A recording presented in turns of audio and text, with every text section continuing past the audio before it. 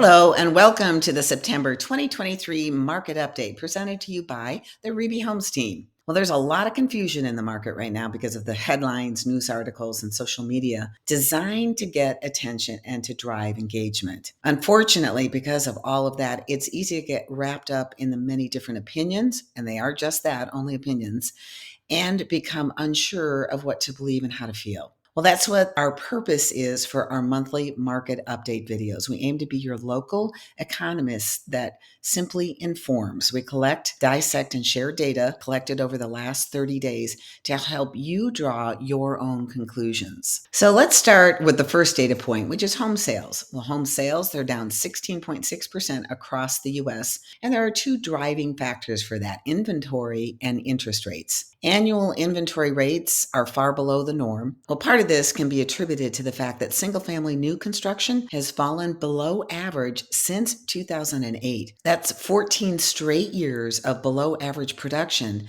and we're finally starting to see that impact. Another factor to take into account is that up until 2009, homeowners stayed in their home for an average of 6 years. After the crash, however, that number jumped to 9 and is still there today. So from 2009 to today, we've seen less inventory on the market when compared to the historical average due to less turnover. And arguably, the biggest factor for record low inventory is a large percentage of homeowners with more than favorable interest rates. 23.5% of homeowners have an interest rate of 3% or less. 62% have a rate of 4% or less, and 82.4% have a rate of 5% or less, and a whopping 91.8% of all homeowners with mortgages have an interest rate below 6%.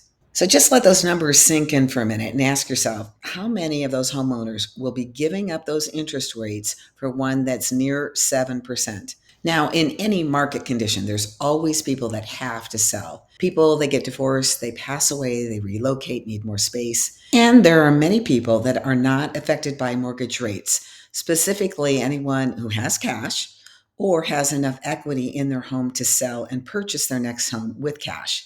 And that's a lot of the inventory that we're seeing go under contract today. And as you'll notice, that number, well, it's low. Overall, homeowners have a tremendous amount of equity, with 38.7% of all homeowners owning their home free and clear. And 30% of homeowners have 50% equity or more. 21% have 10 to 30% equity, and 0.12% have negative equity, which is on par with the minuscule foreclosure rates being reported. So what about appreciation? Well, here are the initial forecasts next to the updated forecasts for MBA, Freddie Mac, Morgan Stanley, AEI, Zillow, Wells Fargo, and Goldman Sachs. All 7 entities initially predicted negative price forecasts, some as low as 15 to 20%. And they're now either flat or positive, with AEI at the top predicting 6% appreciation by the end of 2023.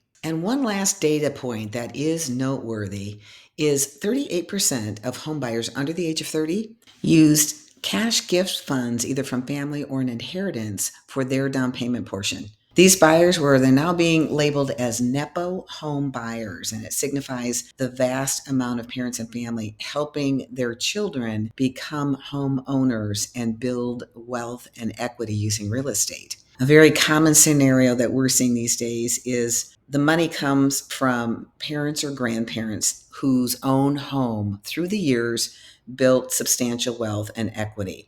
So it's a great example of using real estate to build generational wealth. And although not everyone has family money available to them, and the term NEPO homeowners will likely see some pushback, it doesn't change the fact that it is happening, and it's happening on quite a large scale.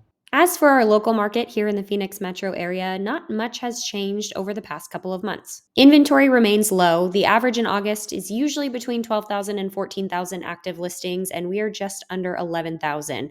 Although that is up from the end of July and into August, which was right around 10,000. So a little bit of an uptick there, and some good news for those buyers who are currently looking.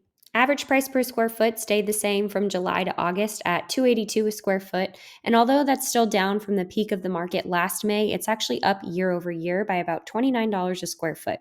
That trend is consistent pretty much across all price points until we get to the 1 million and up range, which shows a slightly different trend.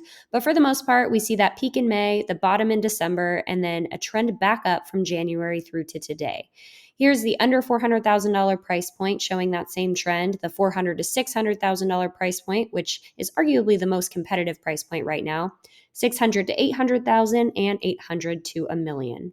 August shows that 21% of listings closed above ask price, and to put that in perspective, that number was about 55% during the peak of the market last May and 10% at the bottom in December. So we're back on track with historical norms.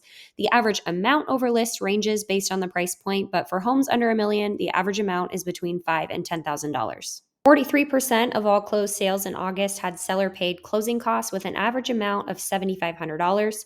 That's down from the 51% of closed sales seeing an average of $10,000 in December of 2022, but up from the peak last May where we only saw 12% of sales that had seller-paid closing costs. And moving on to the reason 2008 was as devastating as it was is foreclosures. I always love to show this graph every month because you can see just how far off we are from 2008 levels. Of course, we're up from the unicorn years where forbearance programs were available and foreclosures were almost non-existent, but we're actually in great shape as a state when it comes to foreclosures. August saw 319 total notice of trustee sales, which is a pre-foreclosure indicator, and so far in September, we have 15. To put that in perspective, Q1 of 2009 had over 10,000. And the last topic is rentals. The average rent price per square foot increased from July to August by about 5%, with the average lease price now at $22.35 a month. And that'll wrap up our September 2023 real estate market update. As always, if you have any questions or you'd like to see specific data in a certain zip code or price point, please don't hesitate to reach out. We'd be happy to get you that information. Thanks so much for watching, and we'll see you next month.